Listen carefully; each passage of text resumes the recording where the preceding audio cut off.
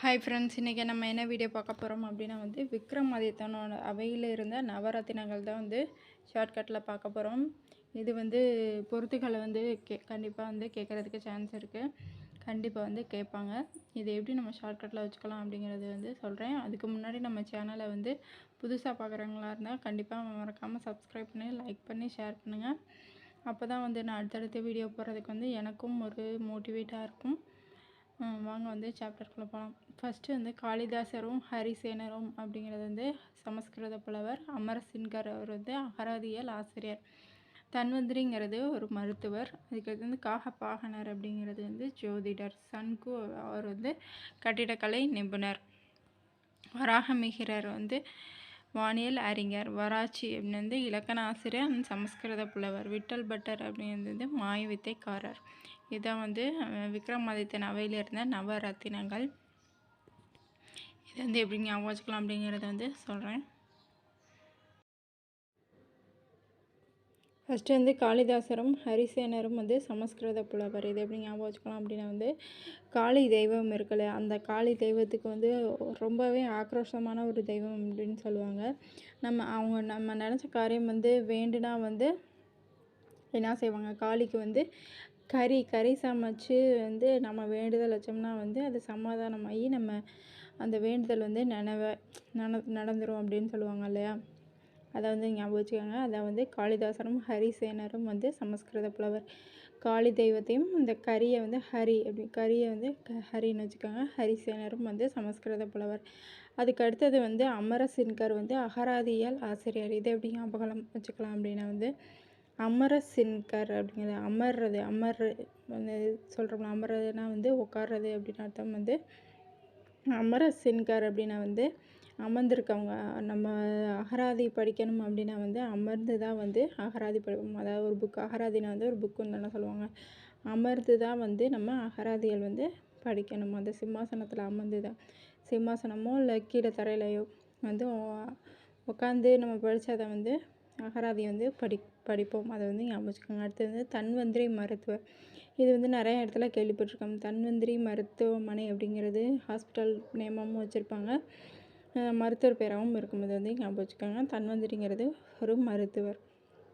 அதுக்கடுத்து காகபாணகர், அவர் ஒரு ஜோதிடர். இதை எப்படி ஞாபகம் வச்சுக்கலாம் அப்படின்னா நம்ம ஜோசியம் பார்க்க எப்படி பானம் அப்படின்னா தண்ணி அடிக்கிறது அப்படின்னு சொல்லுவாங்க இல்லையா. பானம் மருந்திக்கிட்டு ஜோதிடம் பார்க்க போக மாட்டோம். அப்படி போனோம்னா ஜோதிடம் பார்க்க மாட்டாங்க. பானம் மருந்திக்கிட்டு ஜோசியம் பார்க்க மாட்டாங்க. அதே மாதிரி பானம் குடிக்கிறவங்க ஜோசியராகவும் இருக்க மாட்டாங்க. அது ஞாபகம் வச்சுக்கோங்க. பானம் மருந்திக்கிட்டே ஜோசியம் இப்போ யாருமே பார்க்க மாட்டாங்க. அது ஞாபகம் வச்சுக்கோங்க. அடுத்து சன்கு கட்டிடக்கலை நிபுணர். இதை எப்படி ஞாபகம் வச்சுக்கலாம் அப்படின்னா சன்னை மட்டும் ஞாபகம் வச்சுக்கோங்க.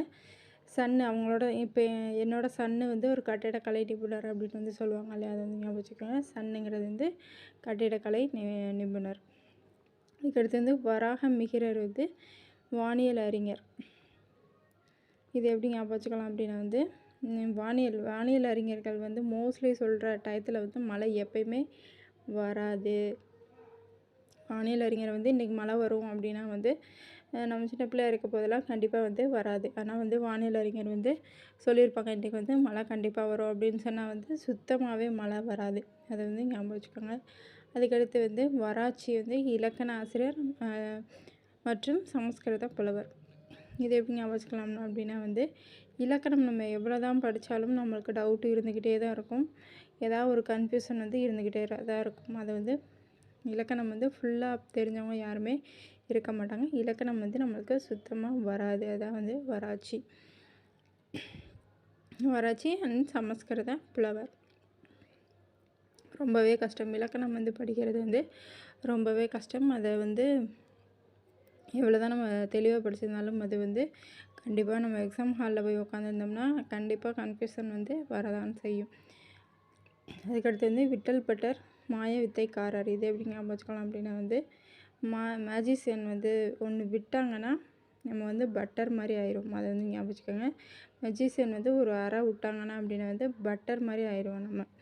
இது ஞாபகம் வச்சுக்கோங்க. ஃபஸ்ட்டு வந்து காளியும் ஹரியும் வந்து காளி தெய்வத்துக்கு வந்து கறி வந்து சமைச்சு போட்டோம்னா வந்து காளி தெய்வம் வந்து சமாதானமாகி நம்ம வேண்டுதலை வந்து நிறைவேற்றுவாங்க. அதான் வந்து காளிதாசர். ஹரிசேனர் வந்து சமஸ்கிருத புலவர். அதுக்கடுத்தது சிம்மாசனத்தில் அமர்ந்து தான் வந்து என்னது அகராதி வந்து படிக்க முடியும். அதுக்கடுத்து தன்வந்திரிங்கிறது ஒரு மருத்துவர். அடுத்து காகம் பானம் மருந்துக்கிட்டே வந்து ஜோசியம் யாரும் வந்து பார்க்க போக மாட்டாங்க. அடுத்தது வந்து நம்மளோட சன்னு வந்து ஒரு கட்டிடக்கலை நிபுணர், இது ஞாபகம் வச்சுக்கோங்க. அடுத்தது வந்து வானியல் அறிஞர் வந்து சொல்கிறப்பெல்லாம் வந்து மழை வந்து கண்டிப்பாக வரவே வராது. அதே மாதிரி இலக்கணம் நம்ம எவ்வளோ தான் படித்தாலும் அதுவும் வந்து வராது. வராட்சி அப்படிங்கிறது வந்து ஞாபகம் வச்சுக்கணும். அதுக்கடுத்து வந்து மெஜிஷியன் வந்து ஒன்று விட்டாங்கன்னா நம்ம பட்டர் மாதிரி ஆயிடுவோம். அதான் வந்து விட்டல் பட்டர். இதை வந்து ஞாபகம் வச்சுக்கோங்க. இதை வந்து ட்ரை பண்ணி பாருங்கள். கண்டிப்பாக வந்து ஞாபகம் இருக்கும். தேங்க்யூ.